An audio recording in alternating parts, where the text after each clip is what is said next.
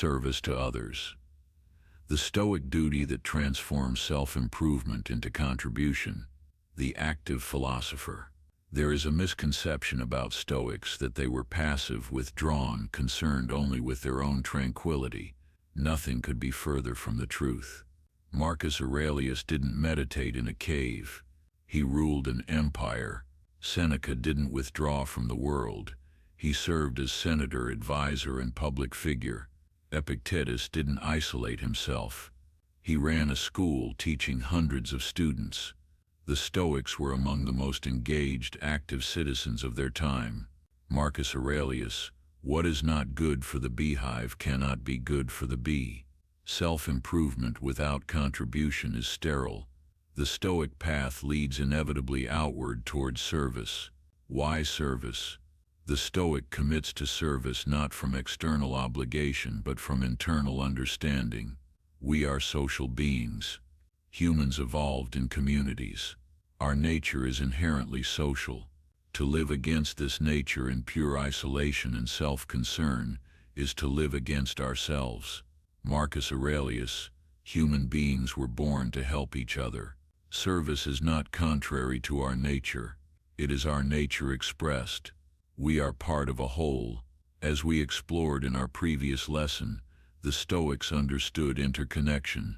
We are not separate individuals but nodes in a web, cells in a body. From this understanding, service follows naturally. The hand doesn't need external motivation to serve the body.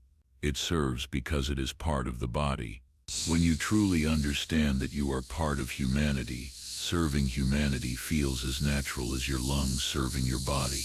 Virtue requires expression. The four Stoic virtues, wisdom, courage, justice, temperance, cannot be cultivated in isolation. Wisdom without application is mere intellectualism. Courage without challenge is mere fantasy. Justice has no meaning except in relation to others. Temperance serves no purpose without social context. Virtue must be expressed to be developed, and expression requires engagement with others. Meaning comes through contribution. The deepest fulfillment humans experience comes not from receiving but from giving. Every study of well-being confirms this. The happiest people are those who contribute. The most meaningful lives are those spent in service. The Stoics intuited what modern psychology has confirmed. We need to give as much as we need to receive. The forms of service. Service takes many forms. The Stoics recognized various modes of contribution. Political service. Marcus Aurelius served as emperor. He didn't seek the position. It was thrust upon him, but he embraced it as his duty.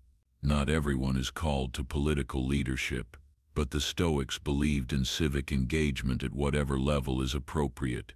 Participate in your community. Vote thoughtfully. Contribute to collective decision-making. Don't withdraw from public life into private comfort. Professional service. Whatever your work, you can approach it as service. The teacher serves students. The doctor serves patients. The builder serves those who will inhabit their structures. The manager serves their team. Even work that seems disconnected from service can be reoriented. Ask, how does what I do contribute to the whole? How can I do it with greater care for those affected? Intellectual service. The Stoics were teachers and writers. They saw the transmission of wisdom as a form of service. Seneca wrote his letters to share what he had learned. Epictetus taught students who had traveled far to hear him. Marcus Aurelius, though he wrote only for himself, left a legacy that has guided millions. If you have learned something valuable, share it. Teaching is one of the highest forms of service. Daily service. Beyond formal roles, there are countless daily opportunities. The kind word to a stranger. The patient attention to someone struggling. The small help offered without expectation of return. The genuine listening when someone needs to be heard. Seneca. Wherever there is a human being, there is an opportunity for kindness. Every interaction is a chance to serve. Service without attachment. The Stoics served. but they were careful about attachment to outcomes. You cannot control whether your service is received. You cannot control whether your efforts succeed. You cannot control whether you are appreciated. These are outside the circle of control. What remains inside? Your intention to serve, your effort in service, your character as you serve. Marcus Aurelius. Do what is required of you and let others say what they will. This is your duty. Serve because serving is right, not because of what you will receive in return. This is service without attachment. The shadow of service. Service has a shadow side that the Stoics recognized. Ego-driven service. Helping others primarily to feel good about yourself or to be seen as virtuous. Codependent service. Serving to the point where you neglect your own well-being, or serving to maintain unhealthy dynamics. Conditional service. Helping only those who will reciprocate or withdrawing service when gratitude isn't expressed.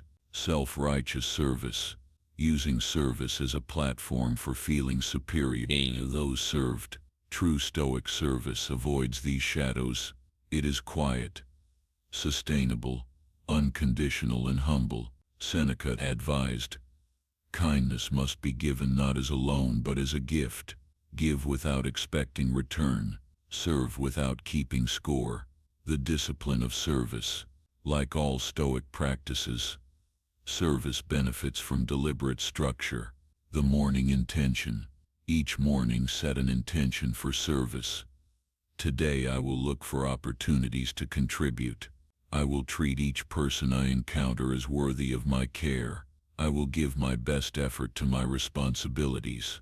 The midday check. Midway through the day, pause and reflect. Have I served anyone today? Have I missed opportunities to help? How am I showing up for others? The evening review.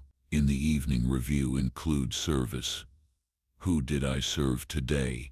How did I contribute to the whole? Where did I fall short of my intention to serve? The weekly service. Beyond daily kindness, commit to some form of regular structured service. Volunteer work, mentoring, community involvement, supporting causes you believe in. This ensures service remains central, not incidental. The paradox of service. Here is the beautiful paradox.